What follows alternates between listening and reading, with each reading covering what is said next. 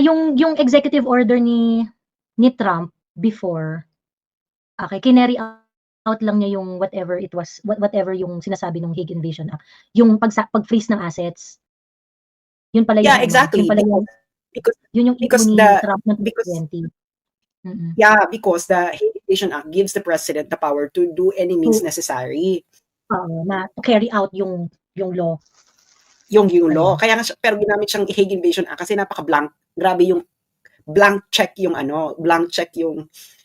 lawak ng latitude. Yung latitude na So kailangan ng implementing order. So yung implementing order ni Trump nung 2020 yung executive order sanction yung mga 13928 yon. So executive order on blocking property of certain persons associated with the International Criminal Court. Which actually, yun nga yung dapat ginawa ni BBM. Kaso nga hindi niya nga ginawa, di ba? Actually, dapat nga ginawa ni PRRD, nag-issue na siya ng executive order nun dapat na ibaban yung mga ICC or whatever. I don't know why they didn't do it. Kasi ako yun ang gawin ko. Wala kayong jurisdiction that I will ban. Kasi hindi naman talaga yung intention na hindi surrender si PRRD. Nakikita niya talaga na it can be used as a leverage nung kay PRRD. So, bakit siya gagawa ng bakit niya itatali yung kamay niya by making an executive order? Ano ba? Ayun, ang dirty.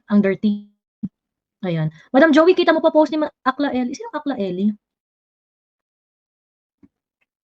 Deadman na yan. Deadman yung mga ganyan. Ano yan? What can you say about the Chinese embassy in the Philippines? Nag-issue yung China ng security precaution sa mga magvi-visit sa mga citizens nila na magvi-visit sa Philippines. Well, all I can say is I can recognize a very finesse exercise of power. And this is one of it. Nagigets, no? Ganyan lang yan, no? The US kasi hindi masyadong finesse, no? Pero may mga shining moments of finesse ang US. Like, for example, yung sanctions sa ICC. That's very finesse, no? Very finesse. Kaysa naman sabihin nila, i-invade namin yung Netherlands, di ba? Very finesse. Very, very, very cute, ganyan. Pero ang China kasi, mas cute kasi itong mag-exercise ng power because it's an old civilization. Because it's an old civilization. Alam na nila yan. They can gauge how much is too much because of long experience, you know. I think you know this. Even with your the older that you get, the more finesse that you will have in order for you to exercise your authority. 'Di ba kahit boss ka, 'di ba? Kita mo yung mga bagong boss, 'di ba? Masyado silang alam mo yung kaka-boss pa lang, yung kaka-manager pa lang, yung masyadong agit, yung masyadong gigil, ganyan. Pero yung mga older boss, sila yung mas may finesse, 'di ba? There is more finesse. So what can I say about it? This is a very finesse exercise of power. So, well, they might call me whatever that they might call me when I say this, but I'm just calling spade a spade.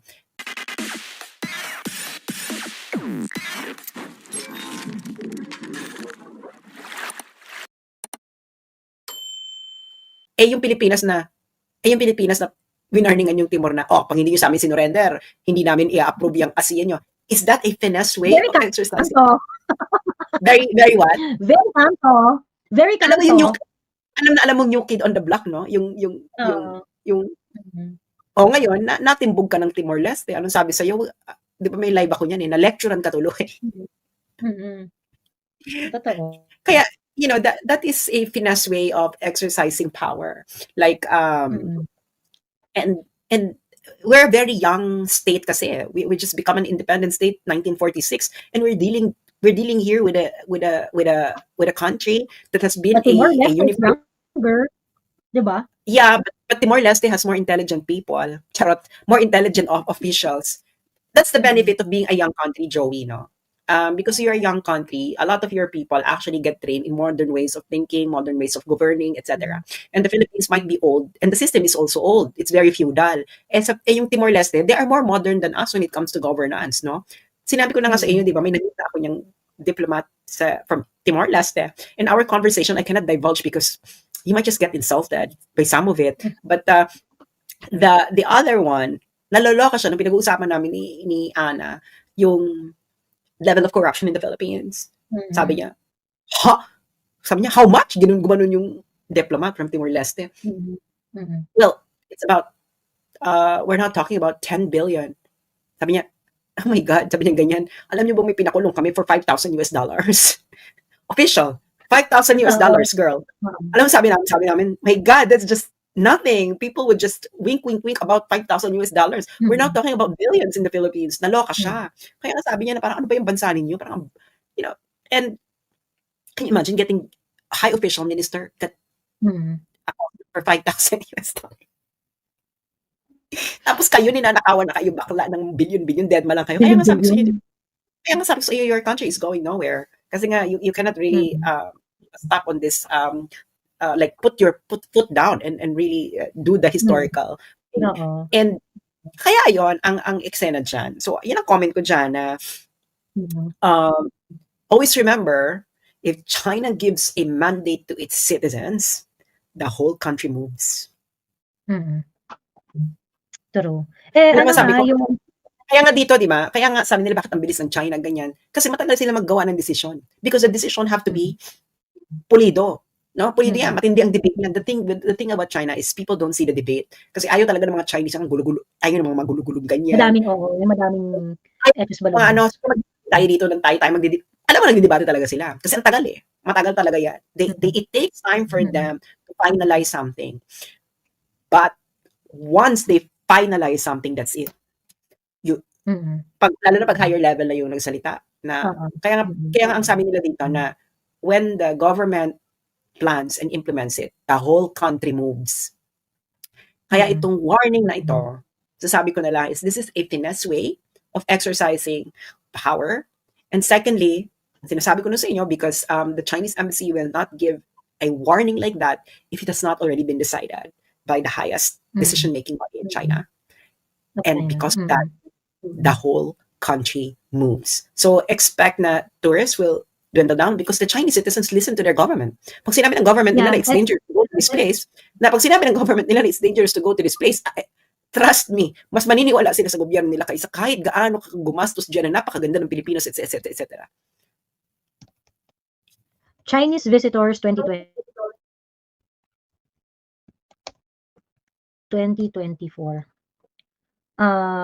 Chinese visitors to the Philippines. 113,856 tourists, Chinese tourists sa Philippines. Ilan? Hindi total yata. Total to. Wait. Andito na ako sa website ng DOTR. Wait.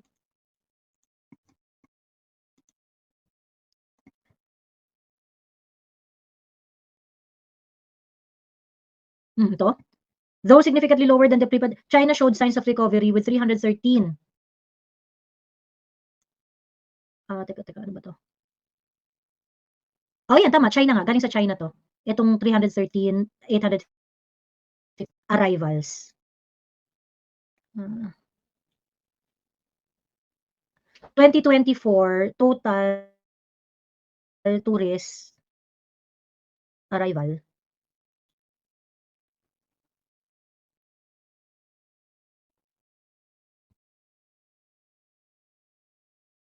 South Korea, top source of the foreign tourists. United States, Japan, tapos China. China 313,856. Ang ano pa niya na, ang ano pa niyan sa US. Mahirap din pa dyan sa US na figures. Binibilang kasi nila yung mga balikbayan as tourist. Oo. Yung Gets mo? data, yung data ng DOT, meron silang OFW number at saka OFW number na nakahiwalay sa tourist. Pero kasi yung mga Filipino sa Amerika, hindi naman sila OFW, migrants na eh.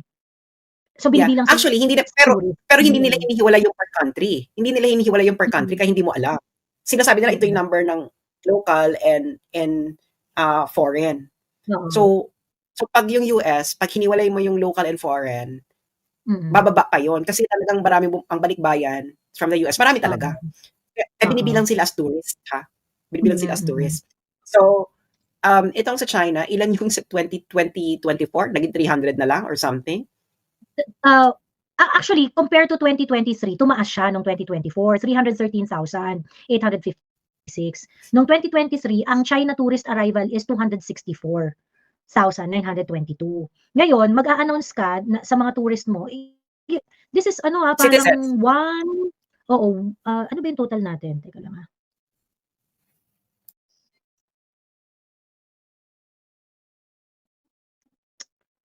Okay, ang total international visitors daw by the end of 949,350 international visitors. Yung sa China is 364. 313, sorry, 313,856. So parang mga nasa 1/6 no, hindi. 5 million. Maliit lang na percentage. Maliit lang ng percentage nung tourist. Ayun.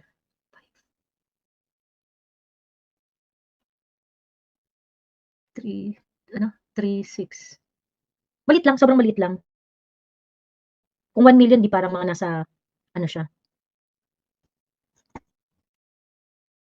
Teka.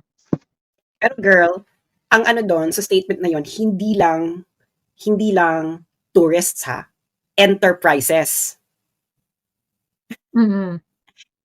Ang warning doon ay hindi lang Chinese citizens, kundi Chinese enterprises. Mm. Oo, yung So, warning is not just about the tourist. Oo. ang warning lang, it's not about Chinese citizens, but also Chinese enterprises.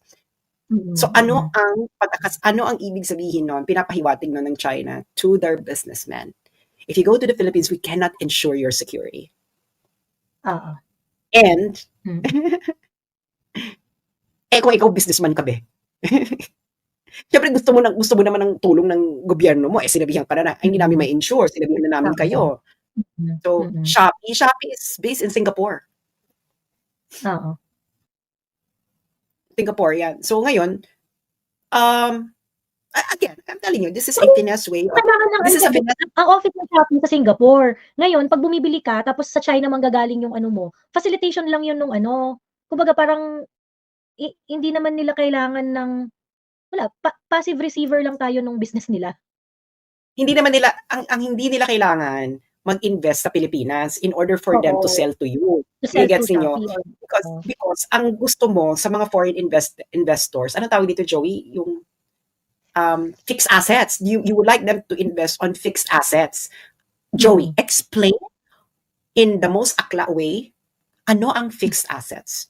And why is it the most important foreign direct investment? Because they're going to put their money here in the Philippines. May pera sila na ipapasok sa Pilipinas for a physical business. May that be a, let's say sabihin natin fact. Ibig sabihin pang long term kasi yun. Pang long term kasi. Oo, pero and that is ina-account rin yun kasi ng BSP na meron kang ini-earmark na pera that has to be injected in Philippine economy for a longer period. So yun yung importante for us na investment. Fixed assets. Ano yun that would include technology transfer, that would include kasi yung spaces for growth, mga ganon. Kasi yung fixed assets, yung magpapatayo sila ng factory, magpapatayo ng building, magpapatayo ng ganito, magpapatayo ng ganito, ganito. Long term yan. Yung iba kasi investment, that's what you call hot money. Ang gagawin nila, mag-inject lang ng pera, tapos pag tumubo na, exit. Alis na. Kaya nga dapat ang titingnan ninyo is yung would provide space for growth. Kasi nga, long term yung tingin mo. Long term yung tingin mo. Yung Vietnam, puro fixed assets yun, Bex. Nagpapatayo talaga ng planta, nagpapatayo ng factory, nagpapatayo ng ganito, nagpapatayo ng eksena, ganyan. Ngayon, pag mababa yung fixed assets, wala kang sumakita ng fixed assets investment na data ng Pilipinas eh. May mga pumapasok na pera, but the thing is, baka naman hot money lang yan. Alam mo yung mag-i-invest ng ganito sa stocks.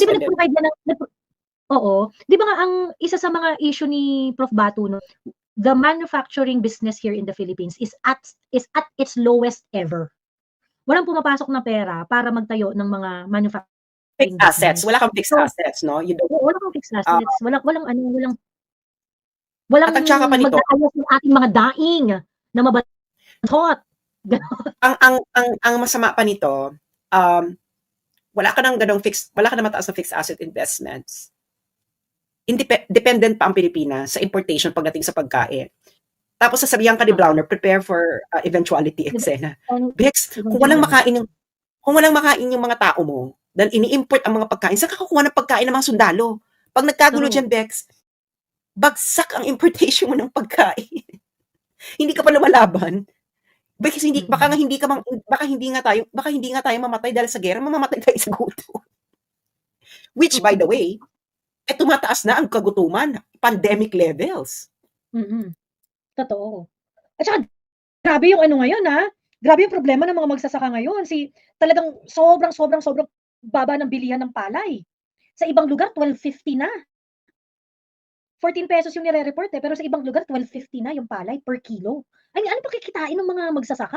Tapos nagtataka si Auntie Claire, bakit daw maintindihan ng gobyerno kung bakit tumataas ang gutom? Malamang, binibilan nyo ng palay, gutom. Diba? Yung gumagawa ng pagkain, gutom. Diyos ko. Presyo ng bigas, let's say sabihin na natin na 50 pesos. 50 pesos per kilo. Palay na 1 kilo, 14.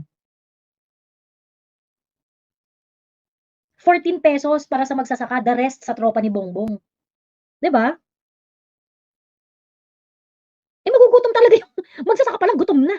Diyos me. Yung nagbebenta na nga kami ng farm ang hirap kaya, sabi ni Gretch G. Oo. Sabi ni Mami Laika, di ba nung last makiat siya, ano yun merong rin ng mga bigasan yun may palayan yun si Mami Laika. Sabi niya, yung 14 pesos daw, yun na daw yung presyo nung palay nila 10 years ago na nag-start siyang magpalay. 2025 na, 14 pesos pa din. Ayun. So, paano magsusurvive yung mga magsasaka noon? 'Di ba? Yun naman gusto nila, mahirap lalo ang mahihirap para sumunod sa gusto nila. Sobrang galing magtanim ng gobyerno kung ano-ano, di nila masolusyonan problema ng mga magsasaka. Alam mo, ito Sabi ni nakakalungkot Kimi, kay Miss BBM. Joey, yung boss namin Sige, go. Ang nakakalungkot lang dito kay BBM, sa lahat ng nanalong presidente, siya ang may pinakamataas na political capital. Tapos, bumagsak yung political capital niya na wala siyang groundbreaking na ginawa except na ipakulong si PRRD. Alam niyo yun, na parang, Sinunog walang purpose. Walang purpose. Nakinabang ba yung mga Pilipino? Hindi. Nakinabang ka lang. Nakinabang lang yung mga kalaban ni PRD. Pero kung mga ganyang political capital ka, ito na yung mga tipong nambabasag ka na ng nambabasag ka na ng itlog ng mga oligarko, nambabasag ka na ng mga itlog ng mga mapangsamantalang mga businessmen. Ang ginawa mo sa mga ginamit. Fake news, Sara, PRRD, ibig sabihin sa pangsariling interes mo lang. Kasi may ganyan ka malaking si PRRD nga, mas maliit ang political capital sa inyo yan, napagbayad niya si Lusutan. Napagbayad niya yung Mighty. Natimbog yung ABS-CBN, yung Inquirer, pinag-give up ang Mylong. Matindi yan, matindi yan. Nakipagsagupuan sa mga narco-politicians, ganyan. Ikaw, anong ginawa mo? Bakit bumagsak ng ganyan yung political capital mo? Anything dramatic na nangyari sa Pilipinas? Yung yung MRT nga dyan sa Commonwealth ba yan? Commonwealth ba yung sa may MRT, mayroong, hanggang hindi pa rin tapos. Bakla, ganyan political capital, ang gagawin mo yan. Pag hindi mo natapos, yung pipit-piting ko yung itlog mo, siguro na naging pa yan, naging pinalapakan ka pa ng mga tao, kaso wala. Yung MRT, yung naiwan na MRT project ni PRRD, originally set to be finished by 2023, December 2023. So, may problema siya doon sa right of way dito sa may banda sa amin, sa may bandang Tungko. Pagkatapos, nag-announce na yung BBM administration that it's not gonna be finished. It's not gonna be finished until 2028. Ayun. So, parang talagang wala siyang balak tapusin. Wala siyang balak tapusin. Binawasan pa ng budget yung DOTR, sabi ni Pat. Ayun nga ang problema nung kailan naman hindi matapos-tapos yung MRT7, yung hanggang dito sa amin, sa may Tungko. Meron siyang problema sa right of way. Kaninong responsibility yun? Sa side ng government yun. Kailangan mo i-settle yun. O ayaw nilang i-settle. Mayor ng San Jose del Monte nagsabi nun, sabi ni, ano to?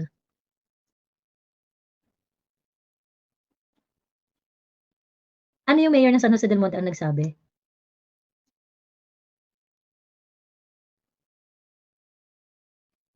Sabi nga sa video interview ng isang oligarch, si BBM, pagka panalo siya mismo ang nag-invite sa kabila for a meeting, ano daw ang gagawin? Ano yung sinasabi ni Ano ni Together's Club. Nagsabi nun, King Ina lang. Ano yung sinabi ng mayor ng San Jose del Monte, ano, Together's Club?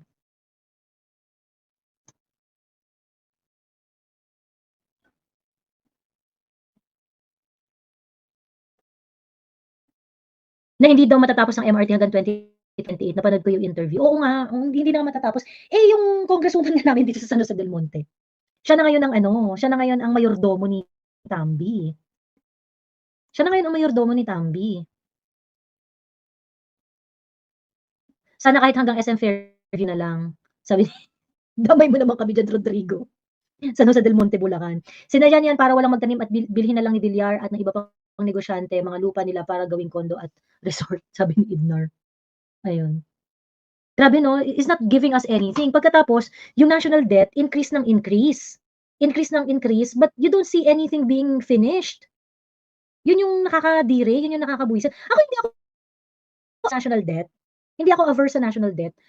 Pwedeng umutang kung nakikita naman natin na worth it yung pinaglalagyan nung pera. And if we are capable of paying it and we're catching up with no problem, ganyan. O di sige, it is a risk we can take. Ang nakakadiri kasi, yung mga desisyon ng administration, like, for example, kinuha sa PhilHealth, inilagay sa National Treasury for infra projects. Pagkatapos, mangungutang ng pera to improve the healthcare services. Hindi ko ma-gets. Hindi ko maintindihan. Putang ina, meron kang pera specifically for PhilHealth services to improve the healthcare system. Tapos kinuha mo. Tapos, mangungutang ka para sa health improvement ng healthcare services. Na may pera ka naman originally. 'Di ba? Wala talaga, yung bangag na bangag talaga. Eh, nakikita naman 'to ng mga yellows, eh, yung mga yellows pa nga yung nagsimulang mag-ano, ngaw. Well, at least sila yung nag-ano 'no, yung mga nagpasimula na mag-file ng kaso sa Supreme Court on PhilHealth, 'di ba? But it doesn't end there. Diyos ko, yung pati yung Maharlika Investment Fund, billions din ang hawak na pera niyan, eh, nasaan na? 'Di ba? Sabi ni Patricia, parang Ponzi scheme. Interview ni Sarah kanina, ano masasabi niya sa The Hague? Sabi niya daming options of transportation daw, 'di gaya sa'tin pahirapan pa. True. Ayun, sa lahat ng taga sabi ni Carmen Yuno, sa lahat ng taga SJDM, please don't vote Rida Robes. Ayun, di ko kailangan ng bayad, ang inaabangan namin kung paano di ko kailangan ng bayad, ang inaabangan po namin kung paano maibabalik si tatay. Ayun, wala na kasing nation building, sabi ni Gretchen. Ayun lang ang ating ano, mga nakakalungkot na nandito ba yung magsasalita tungkol dun sa ano ang pangalan nun, yung magsasalita farm? Nandiyan ka ba? Ano, kalimutan ko isulat yung pangalan niya, buwisit. O meron tayong ano, eh, merong nagpe-presenta na magkukuwento, eh, kare-resign lang raw niya sa mga troll farms. Walang tatayang pagpipilian sa SJD. May narinig ako na mga lupain ng mga Araneta somewhere diyan sa SJDM. Yung sa Del Monte kasi, ano talaga yan, hacienda. Marami talagang malalaking family na nag-o-own ng mga malalaking chunk of land dito sa San Jose del Monte. Ayun.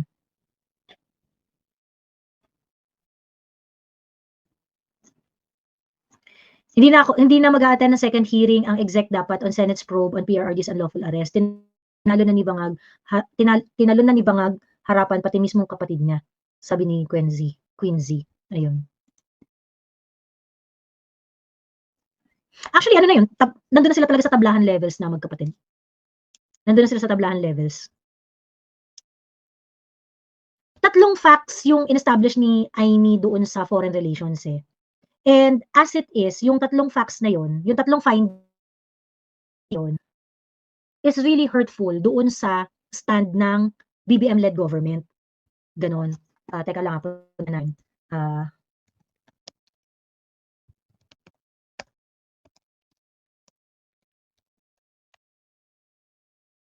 Before tayo mag-end live, wait.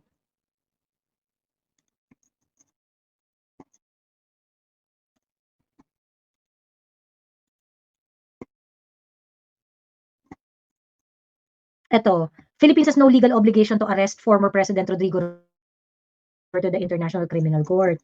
Okay, so there's no legal obligation. So ibig sabihin nito, talagang sinurrender, ang implication nito is that talagang sinurrender ni Bongbong si PRRD sa ICC.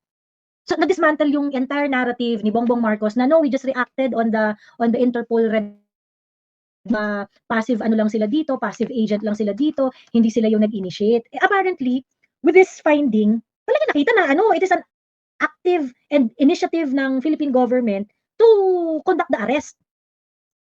Ayun, kasi yung basis lang nila is a diffusion notice. Ayun. Tapos yung second, the Philippine government has decided to collaborate with the ICC to arrest PRRD. So hindi ka passive receiver lang ng request.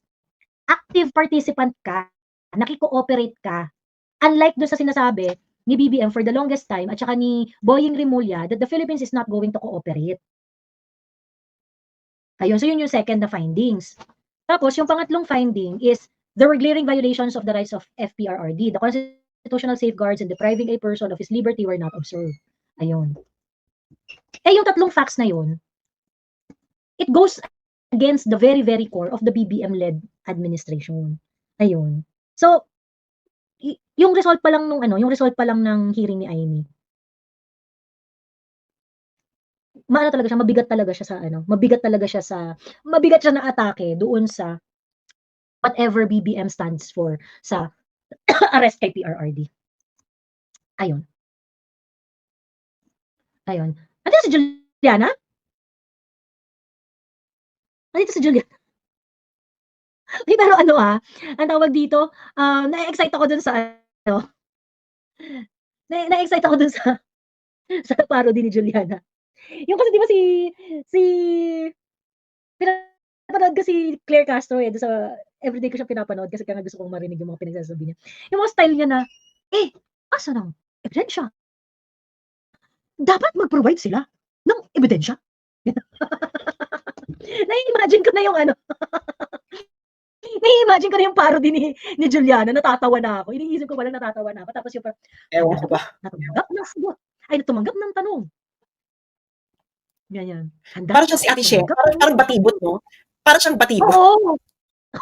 Totoo. Dito naman po tayo sa good news ng BBM administration. Maganon siya. Diyos ko, Joey. Di ba? Paano naman po niya nasabi yun? Asa ng kanyang ebidensya? Tapos yung pabilog pa yung, yung kanyang ebidensya? Diyos ko, nakakabili. Ha? Ewan ko ba? Ano na talaga tayo, nasa comedy show na talaga tayo. Oo. Ang pinaka-heartbreaking yung ayaw magising ng Pilipino, nakakabwisit. Magigising din yan. Kulang pa. Alam mo naman mga Pilipino, last minute. Yung sanction ng China, cute yung yung sinasabi nila, may safety issues sa mga citizens sa Philippines. And gusto ko talaga maramdaman ng Pilipino yung sakit behind my brain, iniisip ko talaga na parang dapat si China bigyan niya ng matinding sapak tong Pilipinas para matuto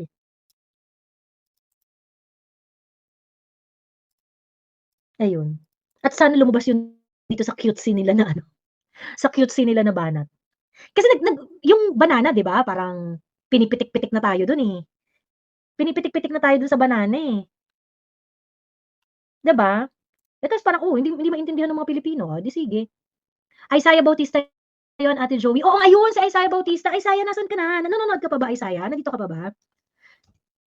Ayun. Sasabi ni Melz, ano raw ang masasabi mo sa overall situation ng Pilipinas? Di ba sinabi mo na yun dati? Hopeless.